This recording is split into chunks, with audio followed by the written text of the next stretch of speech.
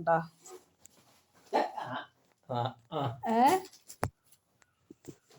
ഞാന് ഇവിടെയല്ല മുഖ്യമന്ത്രിയായിട്ട് ഇരുന്നിട്ടുണ്ടെന്ന് അറിയുന്നു. പിന്നെ മുഖ്യമന്ത്രി എടുത്താണ് അടിയന്തരാവസ്ഥയുടെ കാര്യം ചോദിക്കണ. അമേരിക്ക പ്രസിഡന്റ് ആയി എത്ര പ്രാവശ്യം?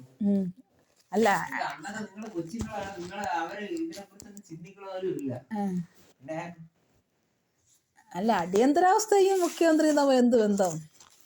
ഞാൻ ഇന്ത്യയിൽ തന്നെ ഒരുപാട് പ്രാവശ്യം പ്രധാനമന്ത്രി ആയിട്ടുണ്ട്. നിങ്ങളായതിന് അടിയന്തരാവസ്ഥയും നിങ്ങളുമായിട്ട് എന്ത് ബന്ധം? ഞാൻ വലിയ പ്രശസ്തനല്ലേ, ഈ കാര്യങ്ങളൊക്കെ എല്ലാ അറിവും ഇതൊക്കെ ഉള്ള ഒരേ ഒരു അറിവുള്ള ആള് മാത്രമേ ഉള്ളൂ. അതുകൊണ്ട് അങ്ങനെ എന്നെ വിളിച്ചിട്ട് ഇന്ദിരാഗാന്ധി ചോദിച്ചു, അണ്ണാ ഇത് എന്തിനു ചെയ്യണമെന്ന് എന്റെ അടുത്ത് ചോദിച്ചു. എന്ത് ചെയ്യണമെന്ന്? അടിയന്തരാവസ്ഥ പ്രഖ്യാപിക്കട്ടെ, ഇതിങ്ങനെ പ്രശ്നങ്ങളാണല്ലോ എന്ന് പറഞ്ഞപ്പോ ഞാൻ പറഞ്ഞു, നീ കുറച്ചുകൂടെ ആലോചിച്ച് കാര്യങ്ങളൊക്കെ ചെയ്യണമെന്ന് പറഞ്ഞു. അപ്പൊ എന്ത് ചെയ്യട്ടെ? നീ പെട്ടെന്ന് അടിയന്തരാവസ്ഥ പ്രഖ്യാപിക്കാൻ ഒറ്റ പ്രഖ്യാപനമുണ്ടെന്ന്. അതിന് പിന്നെ ഇത്രയും ഫേമസ് ആയി ഇന്ദിരാഗാന്ധിയുടെ അടിയന്തര. പക്ഷെ ഇതിന്റെ പിന്നിൽ പ്രവർത്തിച്ചിരിക്കുന്ന ആരാണെന്ന് അവർക്ക് അറിയണം. പിന്നിലെ ശക്തി ആരാണെന്ന് ഇന്ന് അവർക്ക് അറിയണം. ഞാനിത് പറഞ്ഞു കൊടുത്തെങ്കിലും എനിക്ക് അതിന്റെ ഒരു ഇതില്ല, ഗമയില്ല. ഇന്ദിരാഗാന്ധി ഓരോ സംശയങ്ങൾ എന്നെ വിളിച്ചു ചോദിക്കും, ഞാൻ പറഞ്ഞും കൊടുക്കും.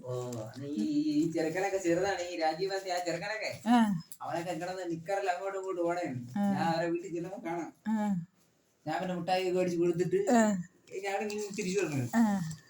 പക്ഷെ അവർക്ക് അതിന്റെ ഗമയൊന്നുമില്ല. സോണിയാഗാന്ധി കല്യാണം കഴിക്കാൻ പോയപ്പോ അവൻ എന്റെ ആ കാലിൽ വന്ന് വീണ് അനുഗ്രഹം വച്ചിട്ട് പോയത്. പിന്നെ